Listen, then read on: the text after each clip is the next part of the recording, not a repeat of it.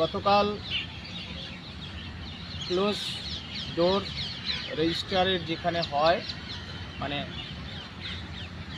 সেখানে আলোচনা হয়েছে এবং আগামী শুক্রবার রিভিউয়ে কি হবে কি হবে না তার যে রায়, যেটুকু রায়, সেই সময় ক্যামেরাটা সোজা করে ধরুন, সেই বিষয়টা আগামী শুক্রবার সমস্ত অংশের যোগ্য চাকরিহারা শিক্ষক, শিক্ষিকা, শিক্ষাকর্মী আপনারা জানতে পারবেন। আগামী শুক্রবার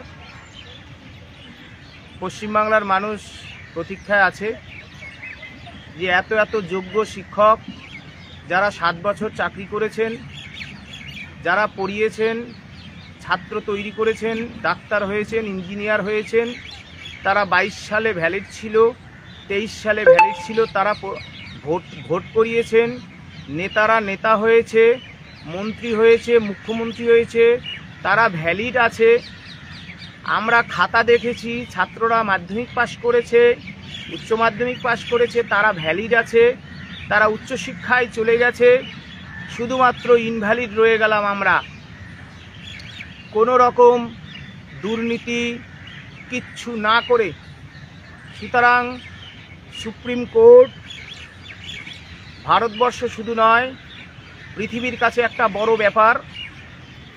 এই যে পেছনে দেখছেন সুপ্রিম কোর্ট, ভারতবর্ষের সুপ্রিম কোর্ট, এখানে বাবা সাহেব আম্বেদকর যিনি সংবিধান রচনা করেছিলেন, হ্যাঁ, তার প্রতিকৃতি রয়েছে এই সুপ্রিম কোর্টে, রয়েছে পশ্চিম বাংলার চাকরিহারা যোগ্য শিক্ষক, শিক্ষিকা এবং যোগ্য শিক্ষাকর্মীদের আগামী দিনের ভবিষ্যৎ।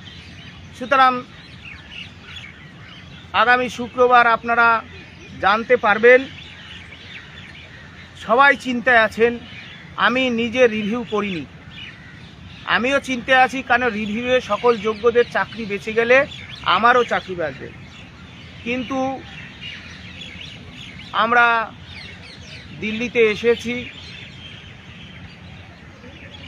রিভিউয়ের জন্য আমরা অপেক্ষা করছি, অপেক্ষা করব।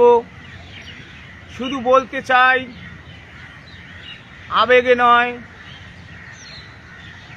যুক্তিসঙ্গত আইন সুপ্রিম কোর্টের এযাবৎকালীন ভারতবর্ষের বিচার ব্যবস্থা যে 5 বছর কন্টিনিউয়াস সার্ভিস দেওয়ার পরে কোনো রকম দুর্নীতি না করা সত্ত্বেও কারোর চাকরি যেতে পারে না।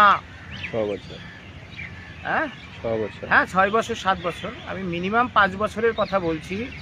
কোনোদিন যোগ্য কাগজপত্র থাকা সত্ত্বেও পরীক্ষার অ্যাডমিট কার্ড, মার্কশিট, ওএমআর, কোনো দুর্নীতি, কোনো রকম সিবিআইয়ের কাছে অভিযোগ, কোনো রকম এসএসসির কাছে অভিযোগ, কোনো রাজ্য সরকার, শিক্ষা দপ্তর, কোথাও কোনো অভিযোগ নেই,